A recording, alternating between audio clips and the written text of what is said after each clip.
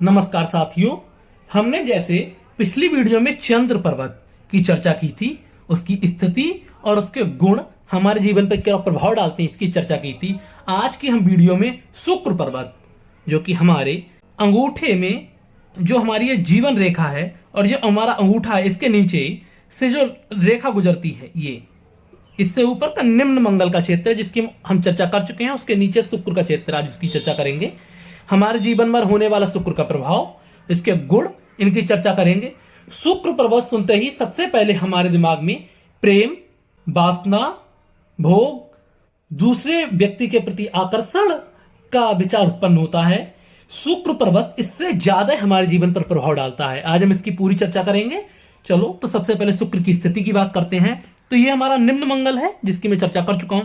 यहां से एक सीधे आपको रेखा खींचनी है और ये जो हमारी जीवन रेखा है, ये जो आती है, ये क्षेत्र बसता है अंगूठे का क्षेत्र, ये पूरा शुक्र का क्षेत्र है। तो ये जो हमारा क्षेत्र है जिसको मैं अभी ड्रॉ कर रहा हूं, ये हमारा पूरा की पूरा शुक्र का क्षेत्र है। शुक्र का क्षेत्र हमारे हथेली पर, करतल पर काफी बड़ा होता है। तो ये हमारा शुक्र का क्षेत्र हो गया। जैसा कि हमने और सभी ग्रहों में देखा था, जब हम ग्रह देखता था तो उसकी उंगली पर भी विशेष ध्यान देते थे। उसी हिसाब से शुक्र में अंगूठे पर विशेष ध्यान देना है। तो आगे शुरू करते हैं। तो इसकी 3 स्थितियां बनती हैं, विकसित, अति विकसित और निम्न या दबा हुआ। तो शुरू करते हैं। सबसे पहले मैं शुरू करूंगा विकसित स्थिति। अगर हमारा शुक्र विकसित है, विकसित मतलब जैसा होना चाहिए, थोड़ा सा उठा हुआ, करतल में सबसे ऊपर हिस्सा है, बहुत ज्यादा मास नहीं नजर आना चाहिए, उठा हुआ होना चाहिए, ये विकसित स्थिति हो गई। हमारे जो मंगल है, निम्न मंगल, उससे थोड़ा सा उठा हुआ होना चाहिए और सुंदर बहुत होना चाहिए क्षेत्र। इस पे कोई ज्यादा धाक धब्बा ना हो, सुंदर क्षेत्र हो, एक ढलान होना चाहिए, आकर्षित होना चाहिए, ये विकसित स्थिति है। तो ये हमारी शुक्र की जो स्थिति बन रही है ये। तो अगर ये विकसित स्थिति है तो प्रेम रहेगा और प्रेम बहुत सहज होगा, दिखावटी नहीं होगा। प्रेम व्यक्ति का काम वासना बहुत नियंत्रित होगी, अनियंत्रित नहीं होगी, जबरदस्ती नहीं होगी। वह दूसरों को सम्मान देगा, सौंदर्य की बहुत अच्छी समझ होगी, सौंदर्य को नष्ट नहीं करेगा। ऐसा नहीं करेगा कि जो भी उससे सुंदर चीज रखी उसको अपना ले, बिल्कुल उसको नष्ट कर दे, ऐसा नहीं होगा। आकर्षण, बहुत ही अच्छा आकर्षण होगा ऐसे व्यक्ति में, बहुत अच्छा व्यक्तित्व वाला होगा, आकर्षण होगा, लेकिन कोई जबरदस्ती नहीं होगी। वह दूसरे लिंग के प्रति आकर्षण हो सकता है, प्रकृति से भी आकर्षण हो सकता है, किसी भी चीज से आकर्षण हो सकता है। संतान उत्पादकता क्षमता बहुत अच्छी ऐसे व्यक्ति में होती है, इसका शुक्र बहुत अच्छा होता है।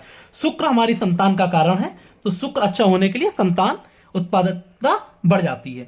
स्वास्थ्य, ऐसा नहीं शुक्र केवल स्वास्थ्य का प्रतीक है।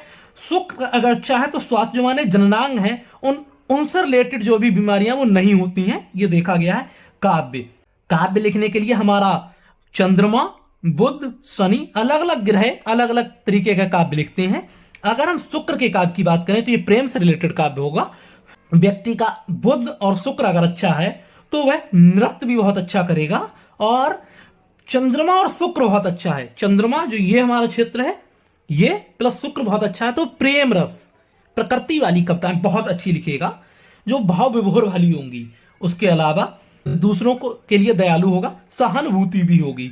अगर शुक्र का क्षेत्र, यह जो क्षेत्र अति विकसित है, किसी का बिल्कुल मांस का लोथड़ा यहां पे दिखाई देता है, इस तरीके से उठ जाए, तब क्या होगा? तो यह अति विकसित हो जाएगा। ऐसा व्यक्ति भोगी हो जाएगा, शरीर का भोगी, काम का भोगी, प्रेम का भोगी। उसके अंदर नियंत्रण नहीं होगा, काम वासना अनियंत्रित होगी, सौंदर्य में भी भोग ढूंढेगा, व्यभिचार वाला व्यक्ति होगा, व्यभिचारी होगा। ऐसा व्यक्ति हमेशा संभोग की कामना से रहेगा। प्रेम उसका असहज होगा, सौंदर्य के प्रति उसका बहुत निगेटिव थॉट होगा। संतान उत्पादन क्षमता पर तो कोई प्रभाव नहीं पड़ेगा, लेकिन जनन अंग से रिलेटेड उसको कई रोग हो सकते हैं। स्वास्थ्य इसीलिए उसका खराब हो सकता है। नृत्य में उस पर भाव नहीं बनेंगे अच्छे। अगर यह शुक्र क्षेत्र हमारा छोटा है, एकदम दब गया है, बिल्कुल दब्बू हो गया है, मंगल के बराबर आ गया है, या किसी किसी का तो ये हमारा जो राहु का क्षेत्र है उसके बराबर हो जाता है, ये बहुत ही खराब स्थिति है। ऐसी स्थिति होने पर सबसे पहले तो संतान उत्पादक क्षमता नष्ट हो जाती है। अगर नष्ट नहीं होगी तो बहुत ही ज्यादा फर्क पड़ता है। ऐसा व्यक्ति बीमार बहुत रहेगा, काम वासना इसमें अनियंत्रित होगी, या तो बिल्कुल नहीं होगी या बहुत होगी। सौंदर्य के प्रति उसका कोई कोई सम्मान नहीं करेगा सौंदर्य का, बहुत प्रैक्टिकल व्यक्ति हो जाएगा, हमेशा पैसे का लेन देन की बात किया करेगा।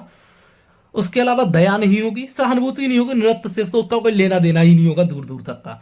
तो ये तो हमारी 3 स्थितियां हुई।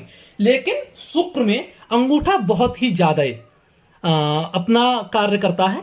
अगर किसी का अंगूठा बहुत सुंदर है, स्पष्ट दिख रहा है, सुडौल है, मजबूत है, तो ऐसा व्यक्ति का नियंत्रण अच्छा रहेगा। चाहे भले उसका थोड़ा ये क्षेत्र अनियंत्रित हो जाए, ज्यादा उठ जाए, तब भी वो नियंत्रण कर सकता है। ऐसा व्यक्ति पर नियंत्रण बना रहेगा। लेकिन अगर किसी का दब्बू अंगूठा है, छोटा है या कमजोर है, ऐसा व्यक्ति का ये शुक्र का क्षेत्र बहुत बढ़ गया और उठ गया तो अनियंत्रित भी हो जाएगा। इसीलिए शुक्र में हमारा अंगूठा बहुत ही ज्यादा महत्वपूर्ण भूमिका निभाता है। अगर किसी का अंगूठा अच्छी स्थिति में है, शुक्र बहुत अच्छी स्थिति में है, तो वह व्यक्ति प्रेम करेगा, दूसरों को सम्मान देगा। तो आज हमने शुक्र ग्रह की चर्चा की है। शुक्र ग्रह के ये सब विकसित, अतिविकसित और निम्न के गुण हैं, ये जैसे मैंने इनकी चर्चा कर ली। आज सभी 9 ग्रहों की चर्चा हो चुकी है कंप्लीट। आने वाली वीडियो में हम क्या इन ग्रहों पे विशेष चिन्ह बनते हैं उसकी चर्चा करेंगे, उंगलियों के विशेष निशानों की चर्चा करेंगे। और आशा करता हूं आपको ये सीरीज पसंद आ रही होगी।